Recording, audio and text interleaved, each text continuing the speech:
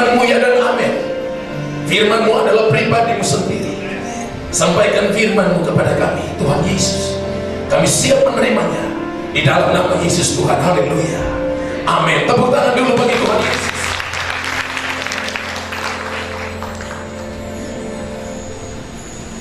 Waktu berlalu dengan begitu cepat. Dan kita ada di bulan Februari 2017. Bapak Ibu harus pastikan bahwa tahun ini Anda akan ada di level yang berbeda. Tahun ini Anda harus ada di levelnya Tuhan. Jangan saudara dan saya menjadi sama dengan level yang kemarin. Tapi kalau hari ini kita harus ada di level yang berbeda. Kenapa? Rahmatnya baru setiap pagi. Kenapa? Anugerahnya baru setiap pagi. Kenapa? Tuhan gak mau Anda satu level dengan masalah. Tuhan gak mau Anda satu level dengan persoalan. Tuhan gak mau Anda satu level dengan dunia. Anda diciptakan unggul. Karena itu paksa dirimu untuk naik lebih tinggi. Dorong dirimu sendiri untuk ada di level-level kemuliaan, supaya Anda melihat perkara-perkara hebat di sini. Saudara, dengarkan saya baik-baik. Dari sisi Tuhan sudah gak ada masalah. Dari sisimu dan sisiku yang bermasalah. Saya ulangi ini. Dari sisi Tuhan sudah gak ada masalah. Tapi dari sisi Anda dan sisi saya yang bermasalah. Karena itu firman Tuhan datang untuk membuat saudara dan saya punya dinamo. Aku akan memberikan kepada kamu kuasa. Atau saudara, kuasa dunamos, dinamo, dinamit. Pada waktu Anda dibaptis Roh Kudus, pada waktu Anda dipenuhi Roh Kudus, tandanya berkata-kata dengan bahasa roh, maka Anda sesungguhnya punya dinamo. Jadi kalau kita bilang saya nggak bisa sampai di levelnya Tuhan, kalau Anda pakai kekuatan sendiri, iya. Tapi sekarang kekuatan Allah sudah ada pada saudara. Harusnya nggak ada alasan untuk kita ada di standarnya Tuhan. Haleluya. Lalu Tuhan tunggu kita. Tuhan tunggu kita di sana untuk kita ada bersama-sama dengan Dia. Lalu kita akan memerintah bersama-sama dengan Dia. Kita akan menyelesaikan banyak hal. Kita akan melihat segala sesuatu dengan cara yang berbeda. Yang tadinya gunung tinggi, tapi pada waktu Anda bersama dengan Tuhan, semua jadi kecil. Tidak. Berapa banyak yang sedang punya gunung tinggi, masalah besar dalam hidup. Anda tidak menentukan posisi berdirimu dan posisi melihatmu. Kalau Anda menentukan posisi berdiri dan posisi melihatmu, yaitu posisi Tuhan, maka saya percaya cara melihatmu pasti berbeda. Cara bicaramu pasti berbeda. Loh, tadi aku dari bawah lihat gunung tinggi, tapi kenapa waktu aku di atas gunung, sekarang gunung lebih rendah? Cara bicara berbeda, cara pandang berbeda, cara terkagum-kagum berbeda, cara Anda bertindak juga berbeda. Pemandangan terbaik itu selalu dari atas ke bawah. Amin. Pemandangan terbaik itu selalu dari atas ke bawah. Amen. Katakan yes. Yes. Amin. Amin. Kalau saudara ada di tempat ketinggiannya Tuhan, Anda akan melihat pemandangan yang indah. Masa depanmu dijamin oleh Tuhan. Dan sungguh ada harapanmu tidak akan pernah hilang. Saudara, saya perhatikan baik-baik bahwa Tuhan mau supaya saudara dan saya berjalan dan sampai kepada levelnya Tuhan. Tema kita di bulan ini adalah raising the standard of prayer.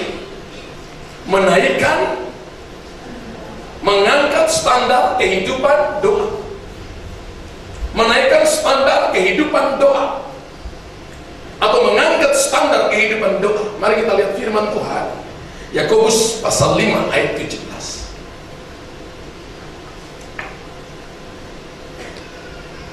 Baca sama-sama.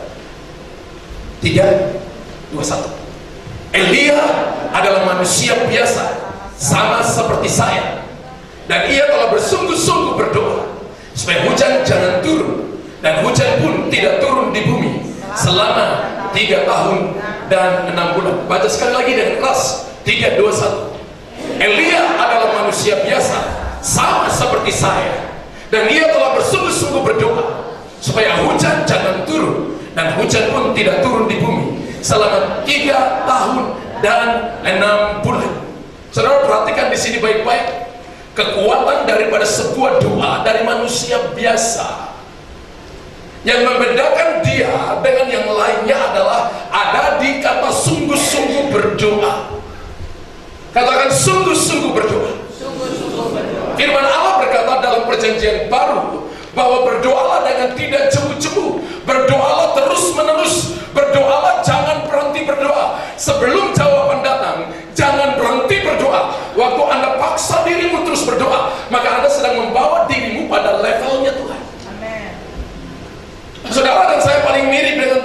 Anda suka doa. Kasih tahu kiri kanan, kamu paling mirip dengan Tuhan kalau kamu suka doa. Yang kedua, kasih tahu kamu paling mirip dengan kalau kamu malas doa. Ayo kasih tahu.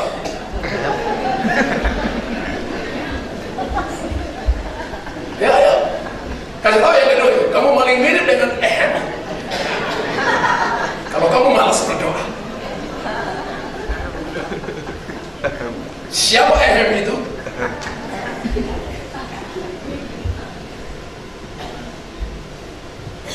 Yang membedakan Elia dengan manusia yang lain pada waktu itu adalah karena dia sungguh-sungguh berdoa.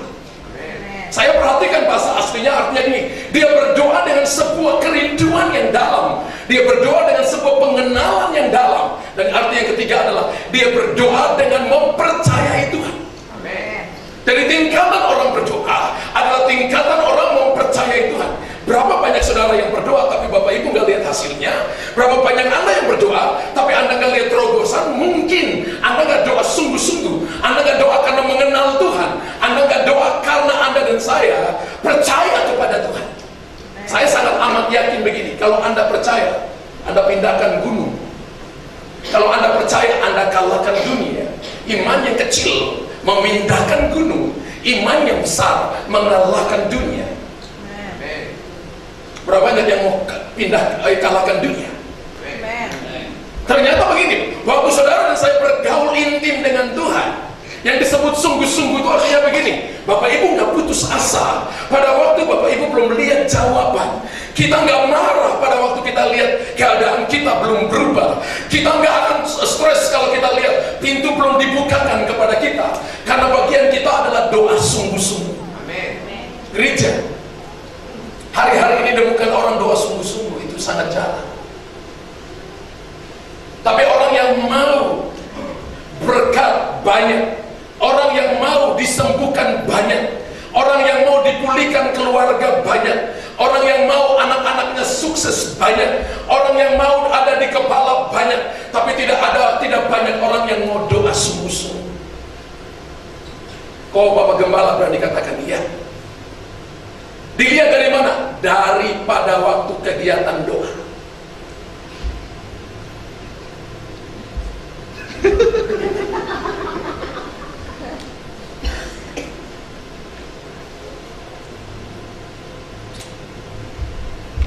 Saya bayangkan kalau tiap minggu Tuhan bagi ampau, kan baru selesai sincen. Saya bayangkan kalau tiap minggu Tuhan bagi ampau, setiap minggu Tuhan kasih kita 1 juta. Gereja ini nggak muat. Setiap kali keluar di sana, amplop 1 juta, 1 juta. Setiap minggu. Gereja nggak nampung orang. Mall-mall kosong. Kota sepi, karena apa? Semua kumpul di Cekung. Bos Wandi dengan Pak Yosef bagi ampau. Bendahara bagi ampau di depan. Ibu Leni bagi ampau di depan. Kenapa? Setiap minggu, karena Tuhan bilang Tuhan akan kasih kita duit. Pertanyaannya begini, karena setiap minggu Anda datang dan Anda nggak dikasih, maka Anda mulai hitung-hitung dengan Tuhan. Untung nggak ya gua datang ke gereja? Untung nggak gua doa? Untung nggak gua baca Alkitab? Mari saya beritahu kepada saudara begini, yang Anda lihat dengan mata itu sangat terbatas. Amen. Tapi yang tidak bisa Anda lihat, yaitu hal rohani, itu unlimited. Amen. Doa bukan menyangkut hal yang bisa dilihat dengan mata. Doa itu menyangkut hubungan pribadimu dengan Tuhan. Doa itu menyangkut dunia roh, alam roh. Pada waktu Anda masuk di sana, maka malaikat kenal saudara, Tuhan kenal saudara, setan pun kenal saudara. Pada waktu Anda ada di sana, maka posisi otoritasmu berbeda. Waktu Anda di sana, maka Anda punya sebuah keintiman yang lebih. Itu yang saya sebut dengan Elia punya itu. Amin. Haleluya. Kita selalu datang kepada hal yang kita pikir kita dapat hari itu, lalu kita senang hari itu. 1 juta hari ini bisa 1 hari, bisa beberapa jam habis seketika. Hari ini kita nyangkal Yesus, Anda bisa dapat 1 triliun, bisa, tapi jiwamu binasa untuk apa? Yesus berkata, engkau bisa punya seluruh dunia, tapi kalau engkau kehilangan jiwamu, apa untungnya bagi? Kalau engkau nggak punya kehidupan, nggak punya Yesus, untuk apa? Untuk apa kita punya segalanya tapi kita rugi?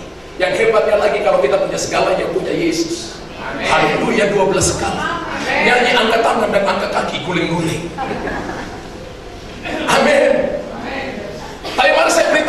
kepada gereja, kita mau naik kepada level yang berbeda, raising the standard of prayer. Kita mau masuk lebih dalam. Yang berdoa 5 menit, sekarang kita paksa jadi 10 menit. Yang berdoa 10 menit jadi 20 menit. Itu namanya kita paksa diri kita berdoa.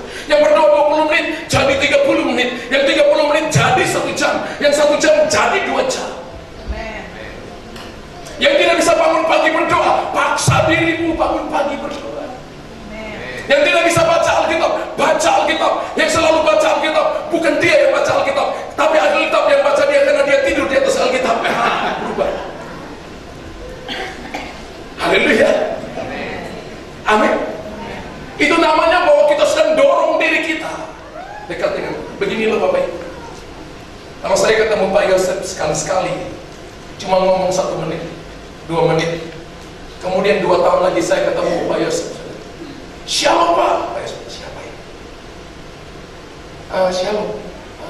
Anda siapa ya? Kenapa? Pernah ketemu 2 tahun yang lalu cuma 2 menit. Waktu ketemu lagi 2 tahun, Pak Yosef akan tanya, siapa ya? Maaf Pak, saya lupa. Saya ketemu banyak orang. Kok saya cuma ingat si Anton ya? Oh Anton siapa? Oh Anton itu orang yang sering datang ngomong-ngomong dengan saya, tapi sudah pergi lama. Oh bukan Pak, saya bukan. Saya Luther. Oh Luther yang mana ya? Kalau Anda nggak cuma ketemu Tuhan ngomong 2 menit, waktu makan pagi, waktu makan siang, makan malam, pada waktu Anda punya masalah, ada dengan Tuhan, Engkau baik, dengan siapa ya? Gue lupa nih orang. Kita cuma memperalat Tuhan pada waktu kita ada masalah, tapi kita nggak datang kepada dia sebagai sahabat. Tapi kalau saya tanya Pak Yosef yang di sebelah kiri, Pak Yosef itu siapa? Pak Yosef yang tunggu dulu Pak. Ini saya yang paling ngerti orang ini, karena dia istri saya. Haleluya. Kenapa bergaul tiap hari? Batuk aja, oh istri saya batuk. Pak Yosef lagi mobil masuk, Civini langsung tahu itu mobil suami saya. Ngomong dengan 20 orang, Civini lagi itu suami saya ada ngomong. Semua bicara semua, tapi Pak Civini bisa bilang mana suara suami saya. Itu pengenalan. Amen. Anda bergaul sungguh-sungguh dengan Tuhan, bukan bergaul asal-asalan. Kekristenan itu bukan asal-asalan. Kekristenan itu bicara tentang kingdom connection. Amen. Dasar dari kekristenan kita adalah hubungan. Hubungan itu bicara tentang doa. Kalau Anda dan saya punya kingdom connection, maka Anda akan mendapatkan yang namanya kingdom supply. Supply kerajaan Allah. Supply itu bicara tentang berkat, bicara tentang pemulihan, bicara tentang kesembuhan, bicara tentang peningkatan, bicara tentang promosi, bicara tentang apapun yang Anda butuhkan. Kalau Anda datang kepada Tuhan melalui kingdom connection, maka Anda akan mendapatkan kingdom supply. Kalau Anda dapat kingdom supply, Anda diberkati, Anda diangkat tinggi, Anda dipulihkan, maka Anda akan mendapatkan kingdom promotion. Amin. Kalau Anda dapat kingdom promotion, maka Anda akan mendapatkan kingdom protection. Proteksi kerajaan Allah. Dan kalau Anda dapat kingdom protection, maka yang berikut ada yang kelima adalah Anda mendapat kingdom power.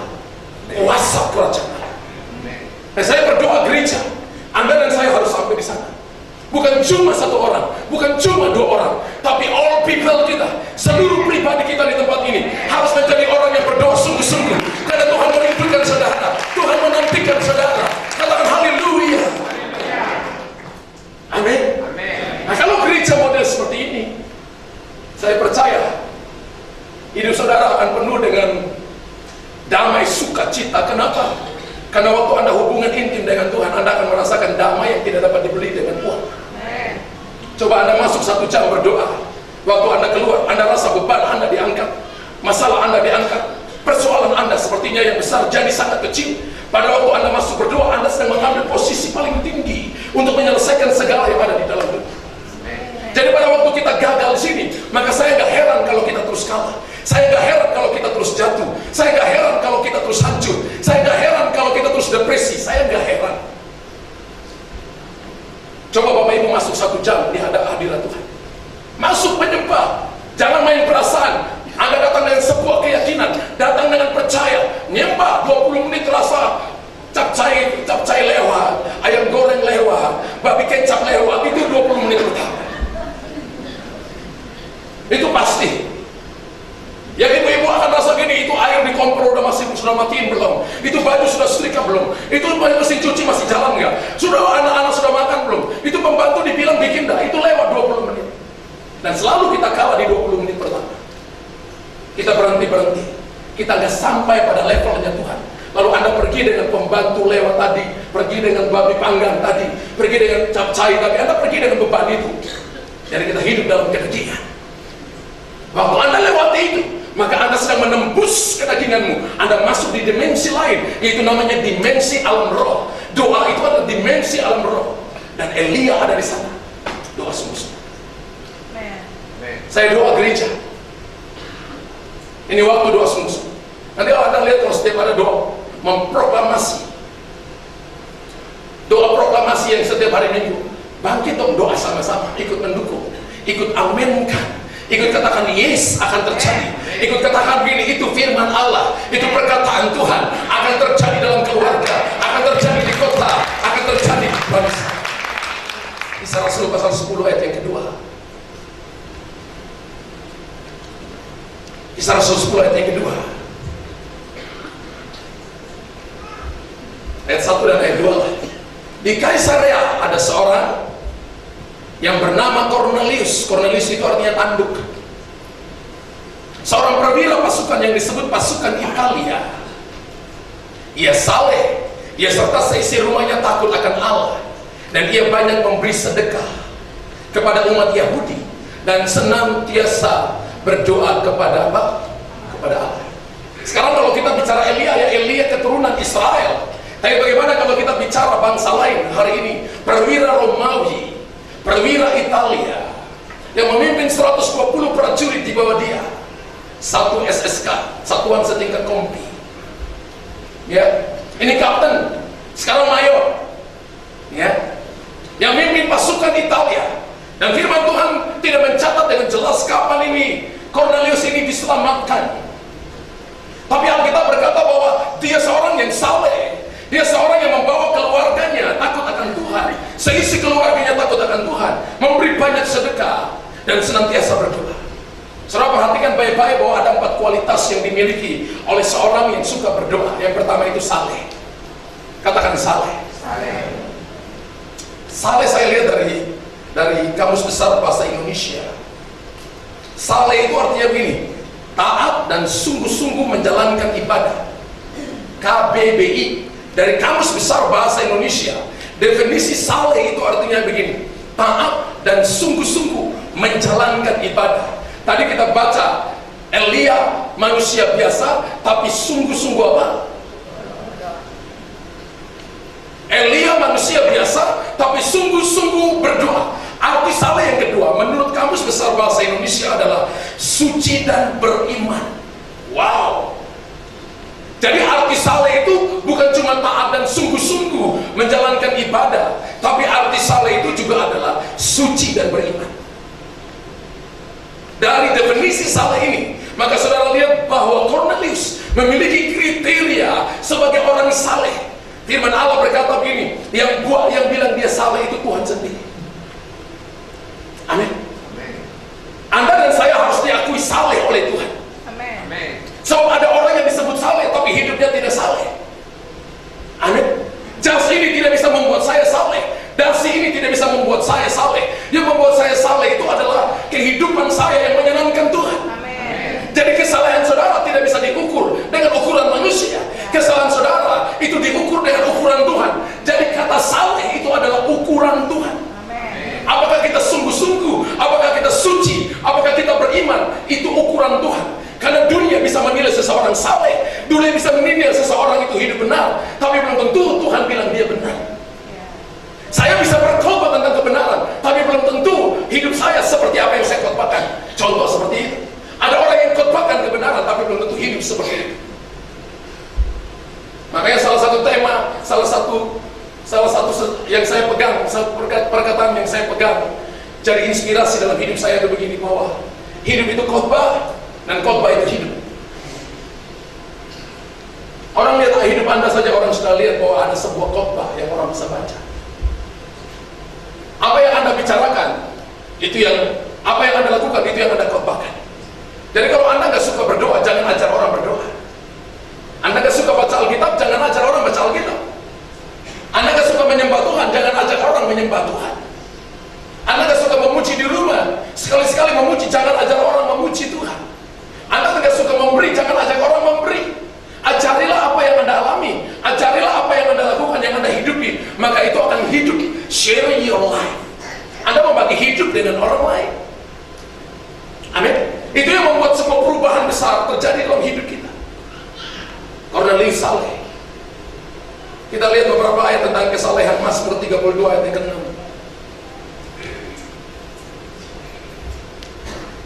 Sebab itu hendaklah setiap orang saleh berdoa kepadamu selagi engkau dapat ditemui.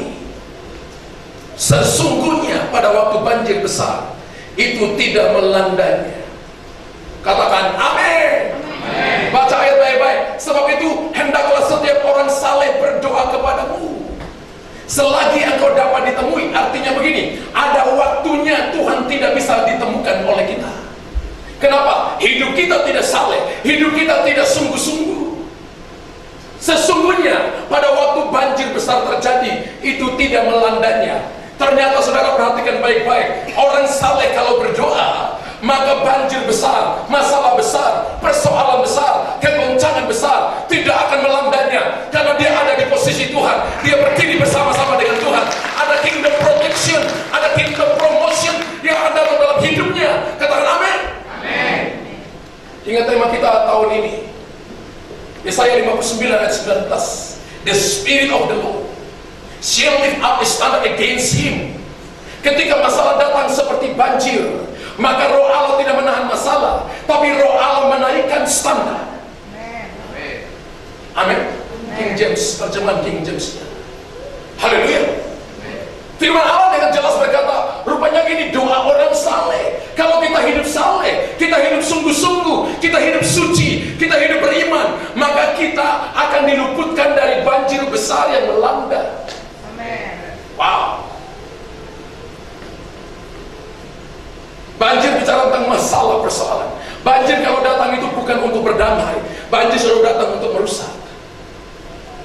Saudara lihat nubuatan 2017 yang terjadi di tahun 2017 ini. Perhatikan nubuatan apa yang Tuhan sudah bicara bagi kita, bagi kota-kota, bagi bangsa-bangsa. Tadi malam sampai saya coba lihat berita di Bantimurung, banjir bandang. Bantimurung, beberapa kabupaten-kabupaten sedang banjir bandang. Kita sedang berdoa bagi Sulawesi Selatan. Kita ada di provinsi ini, menjaga provinsi ini. Tuhan taruh kita di negeri ini untuk berdoa bagi negeri ini. Saya beritahu kepada saudara, ada hal yang tidak dapat disingkirkan oleh doa, karena itu sudah penggenapan firman Tuhan. Doa puasa mau doa apa, model apapun tidak bisa disingkirkan, karena memang Tuhan sudah berkata itu terjadi. Yes. Matius 24 berkata begini, akan ada peperangan besar, akan ada kelaparan, akan ada gempa bumi, akan ada banjir di mana-mana. Itu pasti terjadi. Banjir fisik mungkin kita bisa menyingkir, tapi bagaimana kalau banjir dalam alam rohani? Bagaimana kalau banjir karena masalah datang tidak bisa dilihat, tapi bisa dirasakan di dalam pikiran, perasaan, dalam tubuh saudara bisa dirasakan. Ada pressing-pressing yang Anda ambil sampai dalam tidurmu. Ada waktu-waktu di mana Anda sudah selesai kerja, tapi Anda nggak bisa istirahat dengan nyaman karena ada pressing-pressing, ada banjir yang sedang melanda hidupmu. Anda nggak boleh bertahan di situ. Jadilah saleh. Amen. Jadilah beriman. Amen. Jadilah sungguh-sungguh. Amen. Yohanes 9:31. Yohanes 9:31. Kita tahu bahwa Allah tidak mendengarkan orang-orang berdosa, melainkan orang-orang yang saleh dan yang melakukan kehendaknya. Wow. Tuhan Yesus memelekkan mata orang buta yang butanya sudah 38 tahun. Lalu mereka tanya, siapa yang menyembuhkan engkau? Dia katakan begini, ada seorang yang menjamah mengaduk tanah dengan ludahnya, lalu menempelkan di mataku dan suruh aku membasuh di kolam Siloam, lalu aku melihat. Mereka tanya dia terus dan dia katakan, ini masa kamu tidak tahu? Kamu lebih tahu tentang firman Tuhan, kamu lebih tahu tentang kitab Taurat, masa kamu tidak mengenal siapa orang itu? Sebab Allah tidak akan pernah mendengarkan orang-orang berdosa, Allah hanya mendengarkan orang-orang saleh. Kalau saudara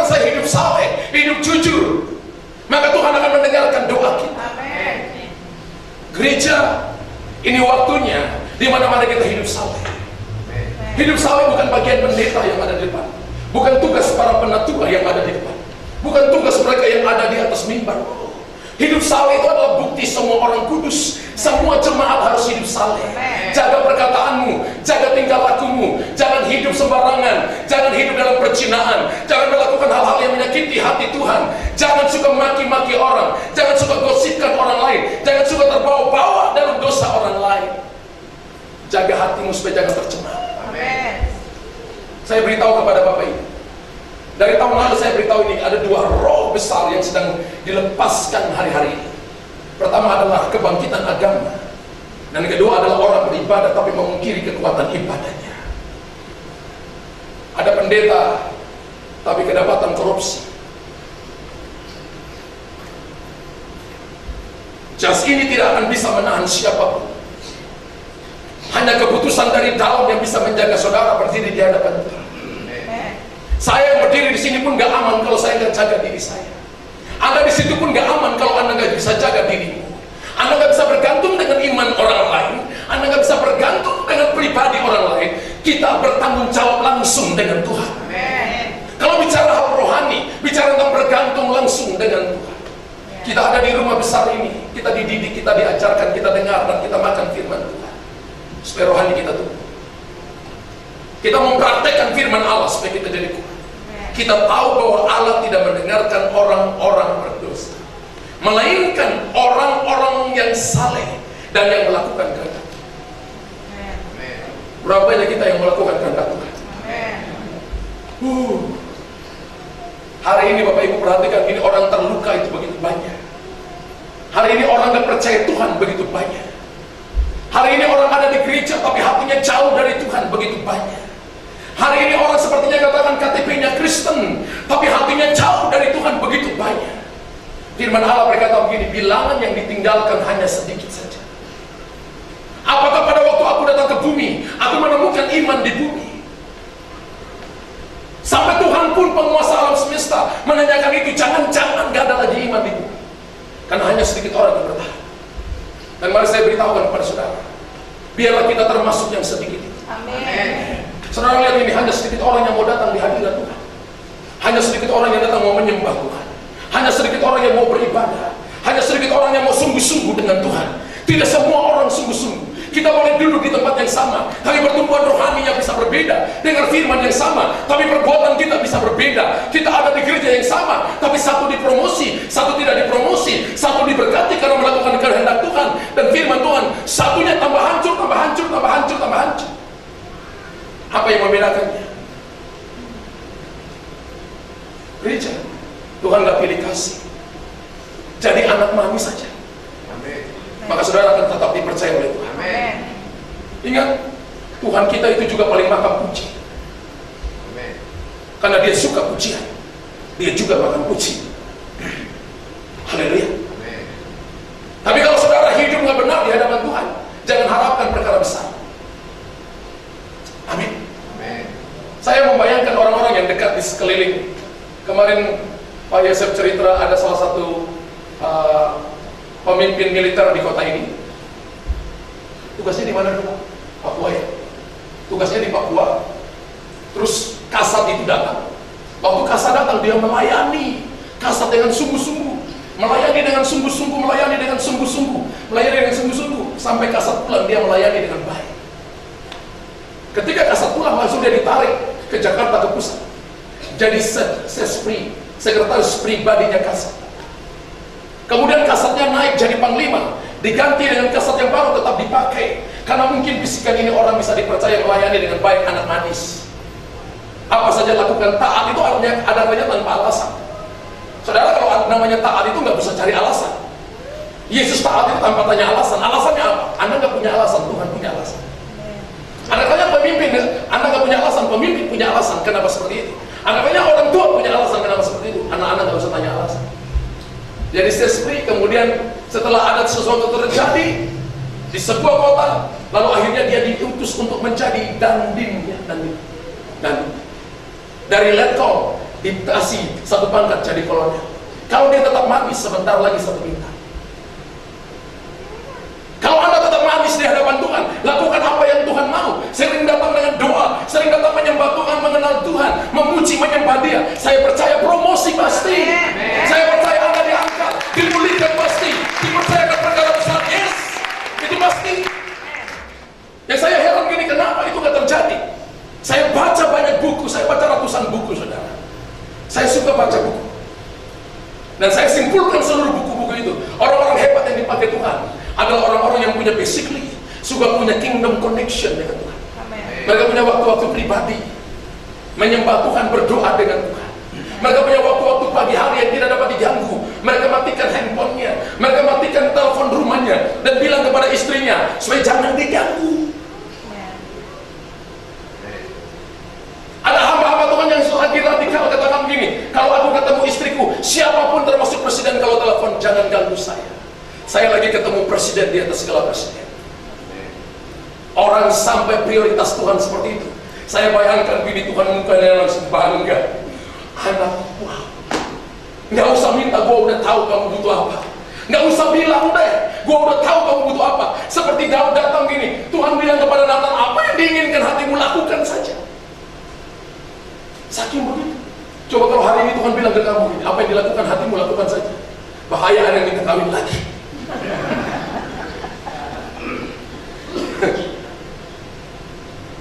Karena Tuhan tahu Anda belum siap.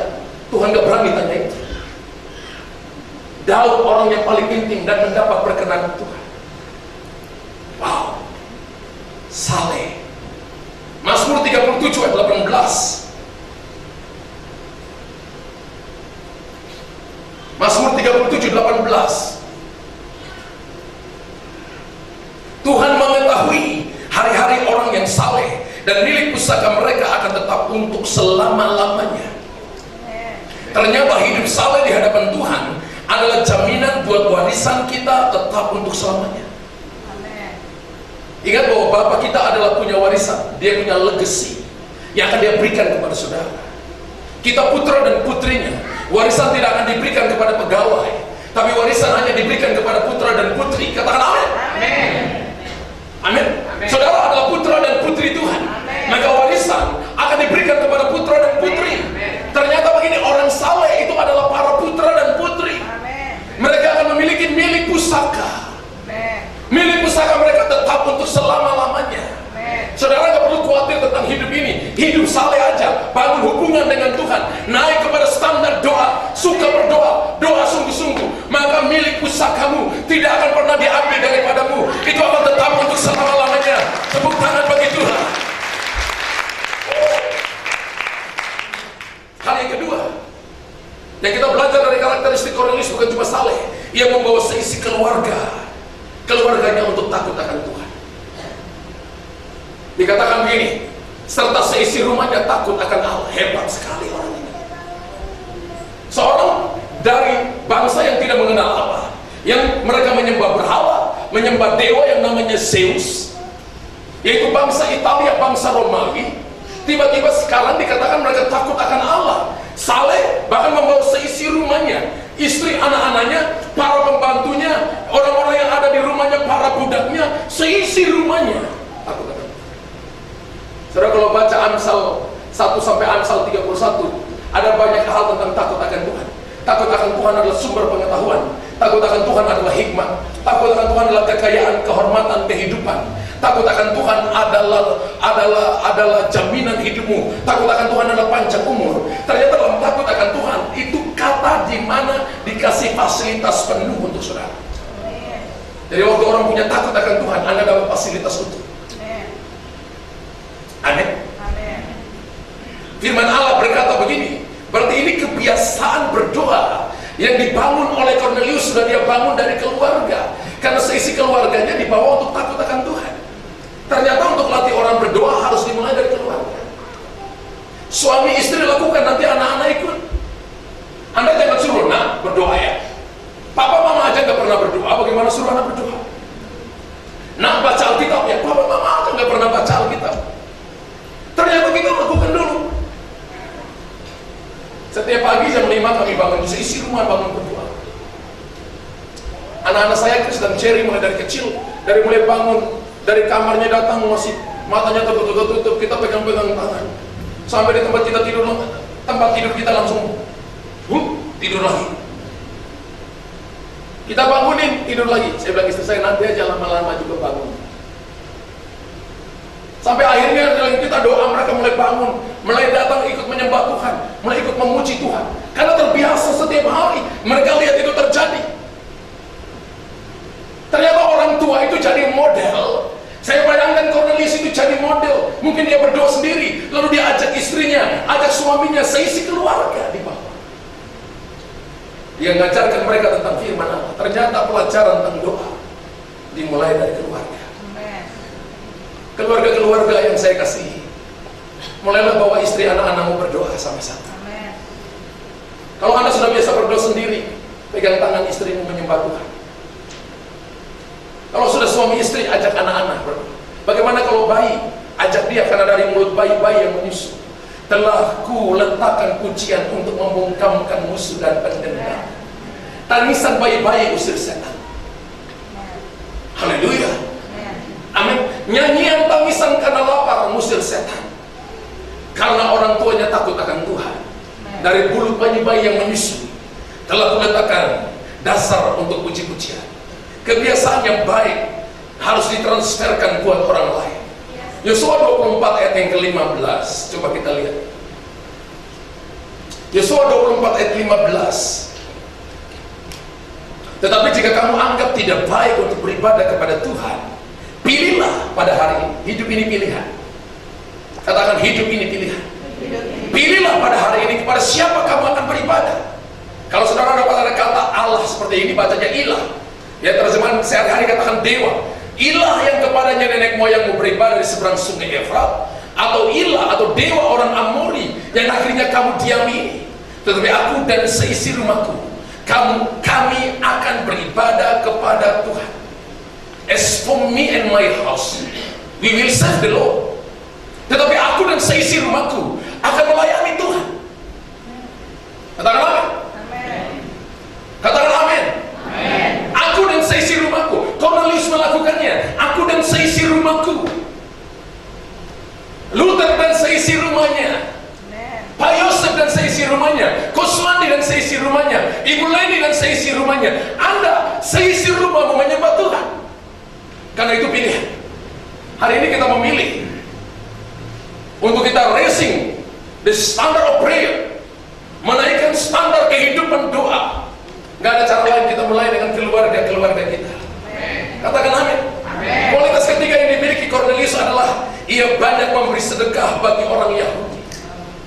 Wow. Dan ia banyak memberi sedekah kepada umat Yahudi. Saudara perhatikan baik-baik. Ini orang dari bangsa lain, tapi suka memberi bagi bangsa lain, bagi orang Yahudi. Diberkati untuk memberkati. Amin. Bukan diberkati untuk diri sendiri, tapi diberkati untuk menjadi berkat bagi orang lain. Pemberian kita kepada Tuhan harusnya menjadi tempat rahasia, atau pemberian di tempat rahasia. Secret palace. Maksud saya begini, kalau saudara dan saya memberi untuk Tuhan, Cornelius memberi, yang mengakuinya ini Tuhan. Tuhan bilang begini bahwa dia banyak memberi berkat. Ternyata Tuhan tahu orang yang banyak memberi untuk Tuhan. Memberi dalam hal ini bukan cuma uang, tapi memberi waktu, memberi perhatian, terutama waktu-waktu kita untuk Tuhan. Kita harus beri untuk Tuhan. Dalam hal ini Cornelius memberi dalam hal keuangan kepada bangsa Yahudi. Dan ternyata pemberian dia itu dilihat oleh Tuhan. Dia memberi di tempat yang tersembunyi, tapi surga memperhatikannya. Tapi kalau Bapak Ibu baca sampai ayat berikut, setelah dia memberi, tiba-tiba malaikat terbang dan malaikat berkata begini, Cornelius, doamu, persembahanmu sudah sampai ke hadapan Tuhan. Persembahannya jatuh dalam kotak persembahan kok. Kenapa sudah sampai ke Tuhan? Yang sampai ke Tuhan itu apa, saudara? Yang sampai ke Tuhan itu kemurahan hatinya. Itu kualitas yang Anda ambil ke hadapan Tuhan. Persembahannya jatuh dalam kotak persembahan, tapi kemurahan hatimu jadi material yang naik ke surga. Makanya Alkitab katakan gini, bukan cuma kaya secara harta duniawi, tapi kamu harus kaya dalam kemurahan hati. Sangat jelas Alkitab berkata, karena kemurahan hati yang naik sampai ke atas sorga gak butuh uang kita. Yang butuh uang kita itu, yang butuh uang saudara itu gembala untuk mengurus pelayanan. Jujur toh, karena memang saya ngurusin keuangan yang Bapak Ibu kasih. Hari ini kasih perpuluhan, saya yang ngatur itu. Yang mau untuk apa itu diatur. Gembala yang butuh, gembala yang ngatur. Amin. Tuhan gak mungkin di sorga gak ada rupiah, gak ada dolar, gak ada mata uang di sorga. Tapi kemurahan hatimu akan ada di sana. Kebaikan hatimu akan ada di sana. Imanmu akan ada di sana. Kesetiaanmu akan ada di sana. Ketaatanmu akan ada di sana. Sungguh-sungguh berdoa akan ada di sana. Gereja, ini waktunya untuk pilih hal-hal kekal. Buat hal-hal natural menjadi hal-hal kekal. Lakukan dengan cara yang natural, tapi mengakibatkan hal-hal kekal Anda dapati juga. Cornelius memberi keuangan, tapi dia juga mendapat hal-hal kekal. Diakui di sorga. Katakan amin. Amin. Pemberian yang terbaik dari kita itu menandakan tingkat atau standar kita berdiri di hadapan Tuhan. Yakobus 1:17-18.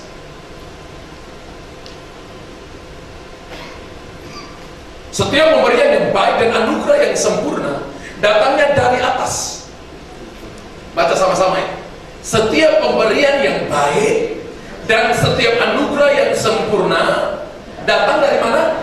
Dari atas. Jadi kalau Anda murah hati, itu bukan dari dirimu, itu dari atas. Karena saudara sudah dikasih lebih dulu, kemudian kita kasih. Bukan karena kita nggak punya apa-apa, tapi karena kita sudah dikasih, lalu Anda kasih kepada Tuhan. Karena apa yang Anda punya itu datang dari Tuhan. Halo. Termasuk kemurahan hati. Termasuk semua yang ada pada kita itu bukan punya kita. Diturunkan dari Bapa segala terang, padanya tidak ada perubahan atau bayangan karena pertukaran. Saya katakan ini pemberian yang terbaik dari kita. Itu menandakan tingkat, itu menandakan posisi kita berdiri atau standar kita berdiri di hadapan Tuhan. Alkitab berkata begini, karena pemberian yang terbaik itu dari atas. Kita harus memberi yang terbaik bagi Tuhan. Karena yang selalu yang terbaik itu datang dari atas. Tuhan pasti gerakan yang terbaik. Entah itu uang, entah itu tenaga, entah itu pelayanan, entah itu melayani istri, melayani suami, melayani anak-anak, entah itu apa saja, beri yang terbaik kepada Tuhan. Amin. Karena kita terima yang terbaik dari Tuhan. Ukuran pemberian yang terbaik adalah memberi tanpa diketahui orang lain. Karena pemberian seperti itu dilihat oleh Tuhan di tempat yang tersembunyi. Katakan amin. Sekali lagi, ukuran pemberian yang terbaik adalah pemberian memberi tanpa diketahui orang lain. Karena pemberian seperti itu dilihat oleh Tuhan di tempat yang tersembunyi. Firman Allah berkata, kalau kamu memberi, jangan diketahui tangan kiri, jangan diketahui tangan kanan. Artinya memberi secara rahasia. Kalau Anda memberi, nggak usah orang lain tahu. Karena menurut Alkitab, kalau orang lain tahu, Anda sudah mendapatkan upahnya. Amin. Kalau Anda kasih sesuatu, nggak usah diam. Tuhan yang lihat, Tuhan tahu. Semua yang berurusan dengan pemberian, Tuhan lihat. Karena Tuhan berespon dengan ini. Cornelius, Tuhan beresponi dengan ini. Israel pada waktu memberi, Tuhan beresponi dengan pemberian mereka. Kalau pemberiannya sempurna, api turun dari langit.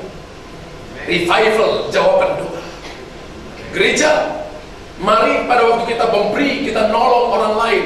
Kita memberi kepada orang lain, nolong saudara, nolong secret place di tempat yang tersembunyi. Tidak perlu orang tahu, karena kita memberi, Tuhan lihat itu semuanya. Amin. Dan yang terakhir, yang keempat, kualitas yang dimiliki Cornelius yang keempat adalah ia senantiasa berdoa. Wow. Katakan, ia senantiasa berdoa. Dan senantiasa berdoa kepada Allah.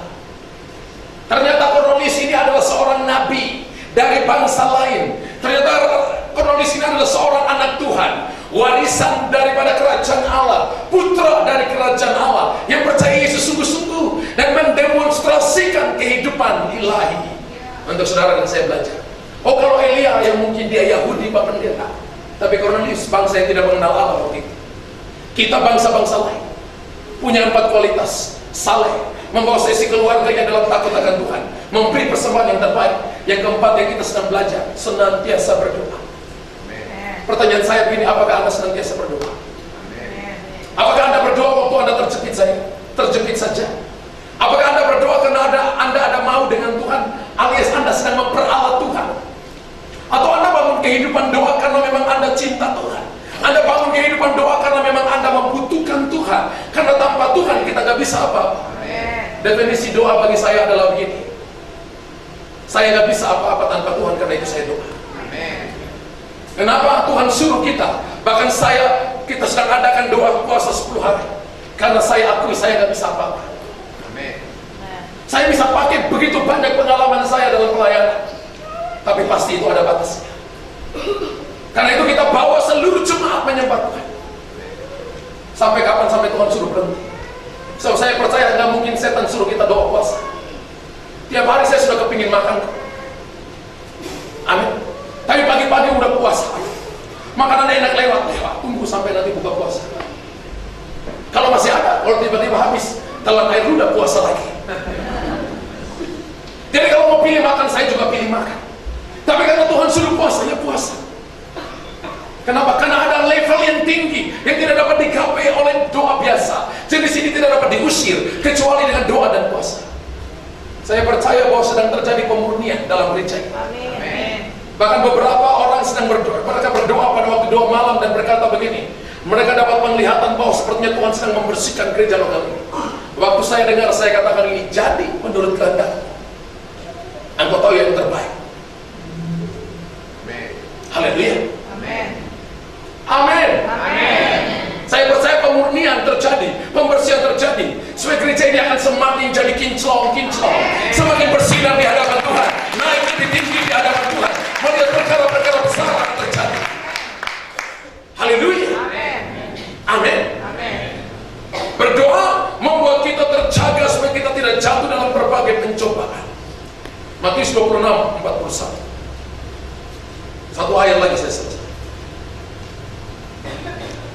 Berjaga-jagalah dan berdoalah supaya kamu jangan jatuh ke dalam pencobaan. Roh memang penurut, tetapi daging lemah. Saudara perhatikan, watchman and prayer. Be watchman and pray. Berjaga-jaga dan berdoalah. Haleluya. Tujuannya supaya kamu jangan jatuh dalam pencobaan. Roh menurut tapi daging lemah. Kenapa kita berdoa? Supaya bukan cuma roh yang nurut, tapi daging juga nurut. Halo. Amin. Yang suka jatuh dalam pencobaan itu apa? Daging, saudara. Keinginan daging, hawa nafsu, iri hati, dengki, amarah, kesombongan diri, perselisihan, percinahan, percabulan, itu daging. Tapi buah roh adalah kasih, sukacita, dan sejahtera, kesabaran, sampai penguasaan diri. Firman Allah berkata begini, bagaimana itu bisa ada? Melalui kehidupan doa. Ayat ini tidak berkatakan lagi, berjaga-jagalah pada waktu kamu duduk, pada waktu kamu berdiri. Tidak. Dengan jelas Alkitab katakan begini, ada hal yang urgent untuk Anda bisa berjaga-jaga, berdoa. Jadi waktu orang posisi berdoa itu posisi berjaga-jaga. Pertanyaannya gini, apakah Anda berjaga-jaga? Saudara bangun rumah dan Anda bikin pagar dan sebagainya itu untuk berjaga-jaga. Doa itu juga pagar untuk saudara. Kalau Anda nggak mau pencuri masuk, nggak mau perampok masuk, maka Anda pasti jaga-jaga. Saudara tahu kok perampokan yang terjadi di Pulau Mas atau di mana itu? Karena itu pembantunya masuk lupa kunci pintu. Karena bosnya baru turun dengan supirnya, lalu masuk, lalu apa namanya itu? Perampoknya juga ikut-ikut di belakang. Selama pintu tertutup nggak mungkin masuk, karena sudah ada keamanannya, sudah ditimbang ini harus bagaimana, sudah ditimbang semuanya. Keamanan Tuhan nggak bisa ditembus kecuali saudara dan saya tidak membangunnya. Halo, kecuali diizinkan Tuhan, Tuhan angkat seperti Ayub. Doa itu adalah prinsip berjaga-jaga supaya roh dan jiwa dan tubuhmu mengikuti kehendak Tuhan. Jadi kalau orang jatuh dalam dosa, orang Orang suka memberontak, orang tidak taat karena mainnya di daging, karena tidak berdoa. Pasti nggak suka doa itu. Amin. Orang mulutnya lancang, orang sudah biasanya tidak bisa menguasai diri, ya, suka terbakar dengan emosinya. Tidak berdoa. Saya percaya kalau kita berdoa, seluruh kehendak kita dikawal oleh Tuhan. Amin. 1 Petrus 4 ayat 7. Ayat terakhir. Kesudahan segala sesuatu sudah dekat. Karena itu, kuasailah dirimu dan jadilah tenang supaya kamu dapat berdoa. Baca sama-sama 3, 2, 1. Kesudahan segala sesuatu sudah dekat. Karena itu, kuasailah dirimu. Bukan suruh kuasai orang lain. Dan jadilah tenang supaya kamu dapat berdoa. Kenapa orang tidak dapat berdoa? Karena tidak dapat menguasai dirinya. Tidak tenang hidupnya, sehingga dia tidak bisa berdoa. Saudara mau berdoa, maka Anda harus kuasai diri, bukan orang lain yang punya masalah yang harus atur dirimu. Kebahagiaanmu tidak ditentukan oleh sikap orang lain. Ya. Amin. Kita yang menentukan kebahagiaan kita sendiri. Amin. Damai sejahtera di hatimu tidak ditentukan oleh gilanya orang di luar. Hari ini saudara harus tahu begini, bahwa dunia di Facebook itu bisa menggoncangkan para pemimpin. Orang bisa pakai dunia itu untuk saling menjatuhkan satu dengan yang lain. Saudara jangan ikut-ikutan di situ. Anda ini orang-orang benar. Anda ini anak Tuhan. Kita nggak main di dunia maya, itu nggak ada dunianya. Itu namanya dunia antah-berantah. Haleluya. Amin. Belajar gentle. Kalau ada masalah, hadapi orangnya. Itu hebat. Jangan lari. Gereja 10 orang kusta hadapi masalah, jangan lari. Justru waktu mereka datang ke masalah, Tuhan buat mujizat. Itu prinsip-prinsip kebenaran yang gereja harus atur. Orang yang hebat itu adalah orang yang hadapi masalah bersama dengan Tuhan yang hebat. Amin. Makanya dia lihat jalan keluar terjadi. Ada kalanya orang tidak dapat menguasai diri. Saya dulu tipikal orang yang tidak dapat menguasai diri. Saya dilatih begitu keras, dalam keluarga yang begitu keras, dan sering bertengkar. Ya. Suka berkelahi. Dan ketika saya 6 bulan pertama saya bertobat, roh ini begitu kuat, nggak bisa saudara. Orang menantang berkelahi, rasanya kalau nggak berkelahi nggak enak. Tapi ada satu kekuatan yang tahan saya. Itu yang saya sebut dengan penguasaan diri. Lalu saya mulai ambil keputusan ini. 1 tahun saya bertuhan, saya mulai ambil keputusan puasa.